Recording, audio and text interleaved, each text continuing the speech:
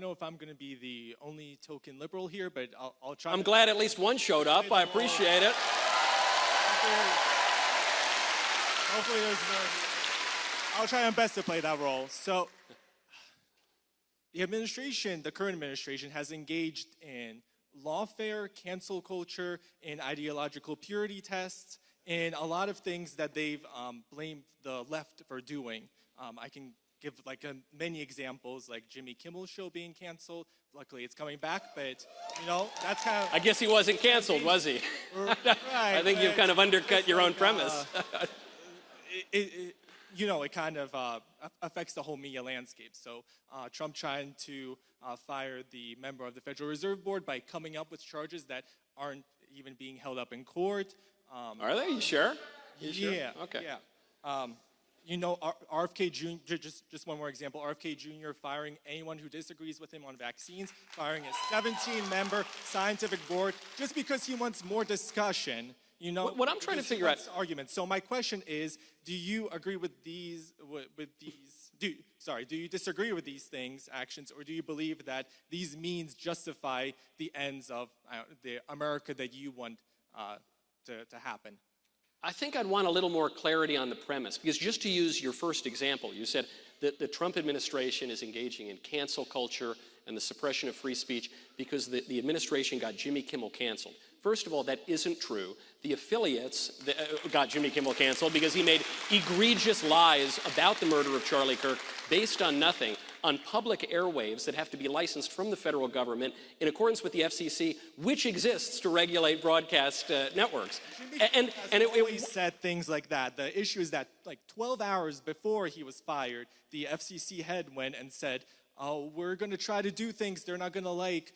They better change their conduct. You know, right. They didn't have, but hold on, they didn't have legal measures. All they had was this threat. And using threats to silence opposition, like if they have a case, if they have a law, if they have a regulation, go for it. There's no regulation. They're just trying to scare him. And that's scary to me. But the problem is, even if that were true, and I'm disputing that claim, but even if it were true that Jimmy Kimmel were fired because the FCC pressured him, he's not fired.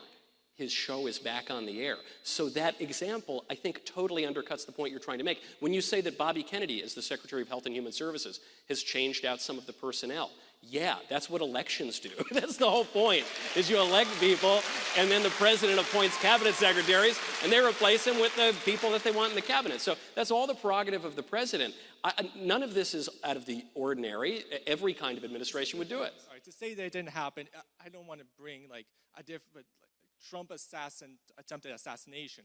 Sure, I know it's a bad example right now, but sure, that was unsuccessful, just like firing Jimmy Kimmel was unsuccessful. But you know, it affects our entire culture, our entire landscape. You can't just ignore, say, it never happened and it's fine.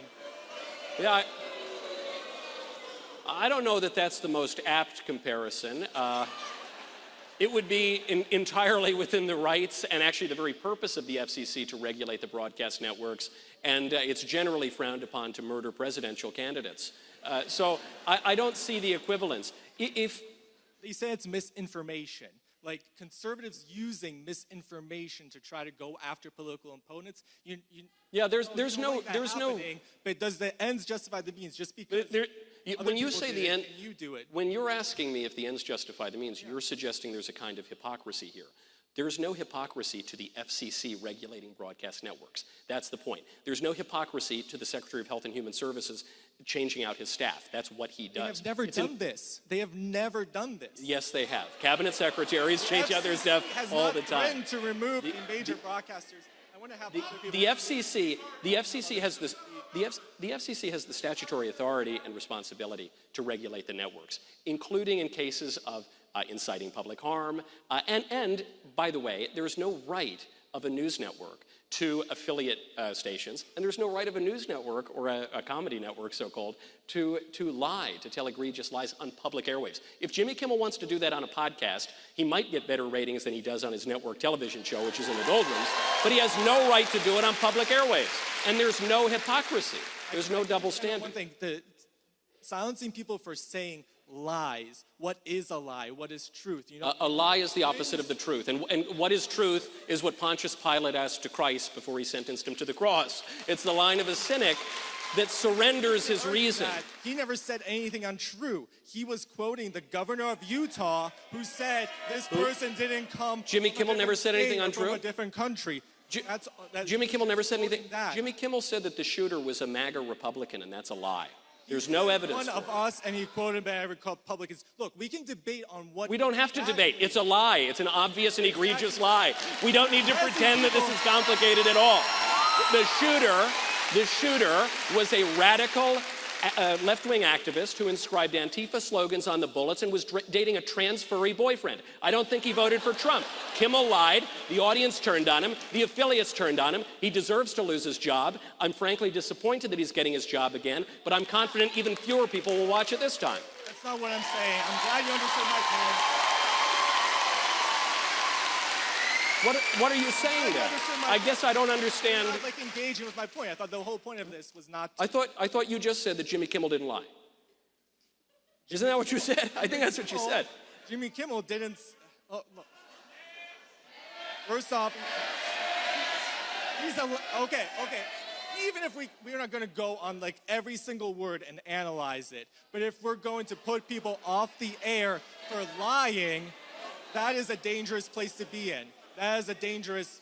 I don't know. I just think that's what public airwaves do. We already have the right to do it. We should do it. When something is true, because right now. Well, I guess clear. I think. No, it's a sliding. It's a. I think I can get to the heart.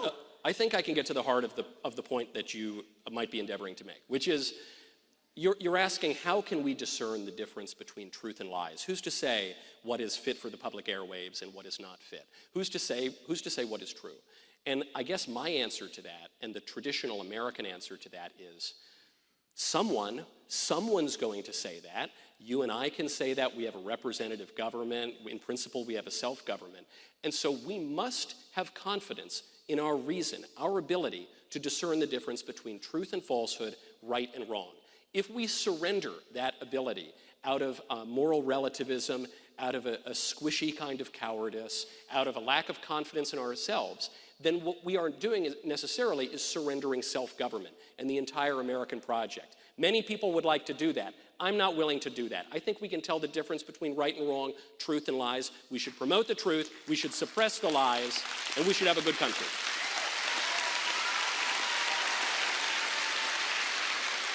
So we shouldn't surrender that to the government. We shouldn't have the government. I thought we had a self-government. What is true and what is not true? We necessarily do that by having a judiciary, for instance. We necessarily do that by having legislators who are making moral judgments. When we say that we have a self-government, then what we're saying is that the government in some way is reflecting our view of things, and it comes from our reason. We also have, we have a judiciary and a Congress, not just the president. In a what? I don't know, I didn't catch the end of that. Okay. I think the point has been made.